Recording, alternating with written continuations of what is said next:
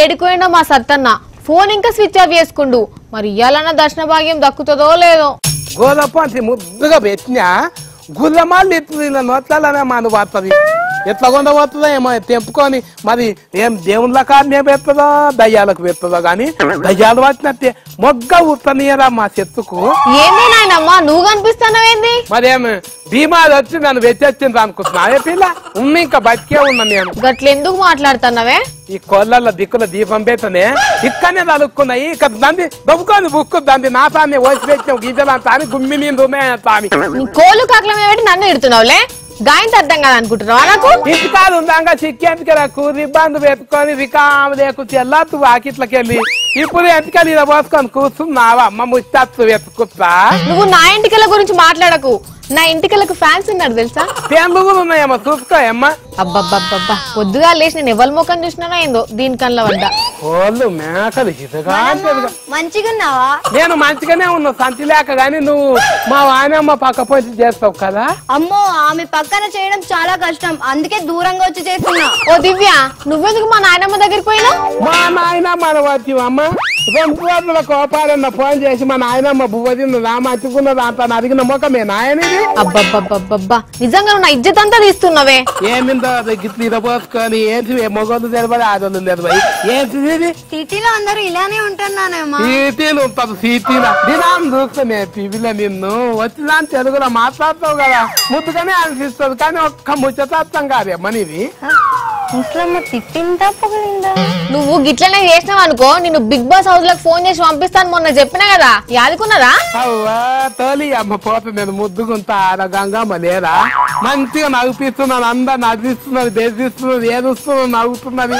నేను 4 వద్దు నుంచి అంటే అవు బిడ్డ అంతపోతే పైసలు ఇస్తుందంట కదా మంచిగా నీ వద్దు నేనా ఏమింటి చెబుదా పొంచి ఇద్దు చూడు గాజులు తిరిగినట్టే తిరుగుతున్నాయి. ఇంత కుక్కరుగా వచ్చుకొని అయితే అన్నారా ఎత్తికోసుకు తీమ రోగం వచ్చింది గింత నూనె వద్దు లేదే సముదాన కట్టలేదా ఇంట్లో నెత్తి లోపల ఉన్న ఎవరు కనపడతాయి బయటికి? మకానికి ఇంటిని చేసుకొని మేకాపులా పైతాపులా అవి రుద్దుకొని పుస్తా పంపుకొని నా ఇంత చెంత రుద్దుకొని పోతే అవతల ప్రేమించినదేమో అది నెత్తి కొట్టుకుంటుంది గిత్తంతి దొరికింది అట్లా. అవునేమనమ్మా సినిమాలు చూస్తావు నువ్వు? ఇప్పుడు అందులో సీరియల్ చూస్తున్నా అది లచ్చిమా బొచ్చిమా అంత సీరియల్ వస్తుంది అందులో ఆయన మంచి పెండ్లం ఉన్నది రావసక్కదా పెండ్లాన్ని ఇచ్చిపెట్టి ఆఫీసులో పనిచేసేదా అన్ని మరిగిందు. సీరియల్ కాదే మనమ్మ బాహుబలి సినిమా చూసావా? బాహుబలి తోదకపోతే పోయిన అమ్మ 2 ఏళ్ళు నాకు కానీ ఒక్క ఎందుకు సుమ్మని లేదేమేమ్మా అందులో పాలల్లో పంచాదే. ఆ కథ మస్తుంటది కదా? ఏమ్మా తెమ్మ అసొంటి కథలు మస్తు వస్తాయి నాకు. కానీ ఆ ముళ్ళేమ్మ చిన్నగా ఉన్నప్పుడు 100 పెట్టుకొని ముచ్చట చెప్తేనే నిద్రపోతుంది ఆమె. ఎన్నో కథలు చెప్తుంది బిడ్డ నాకు అన్ని వచ్చు. అవు దివ్య మా నాయనమ్మకు మస్తు కథలచ్చు. చిన్నప్పుడు మమ్మల్ని అందరిని చెట్టు కింద కూర్చోబెట్టుకొని బొచ్చడు కథలు చెప్పేది మాకు. అబ్బా నాకు కూడా ఒక కథ చెప్పవే? కథనా? అయితే ఒక రాజ్యంలో బిడ్డ ఆయన గాచారానికి ఆయన తండ్రి ఇక ఆరాధకు నిద్ర లేదు కలుపుకు తిండి లేదు కంటికి నిద్ర లేదు.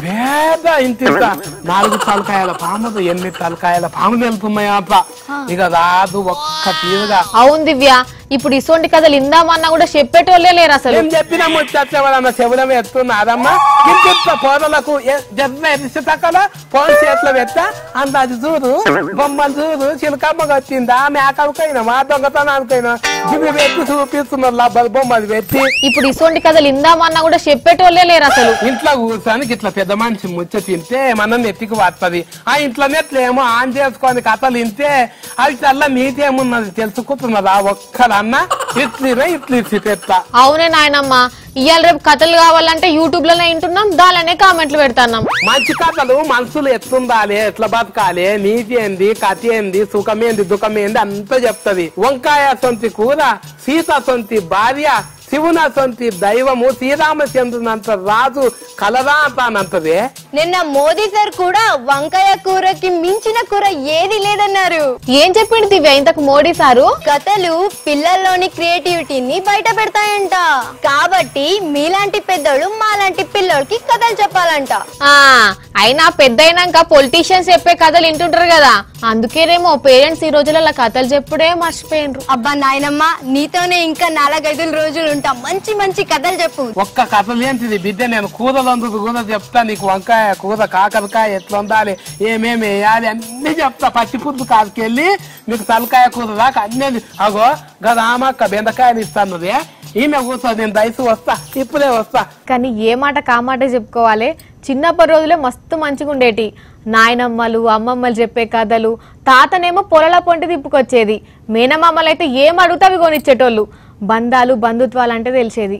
ఇప్పుడేంది, అందరు పనులు పైసల మీద పడి సుట్టరికాన్నే మర్చిపోతాండ్రు.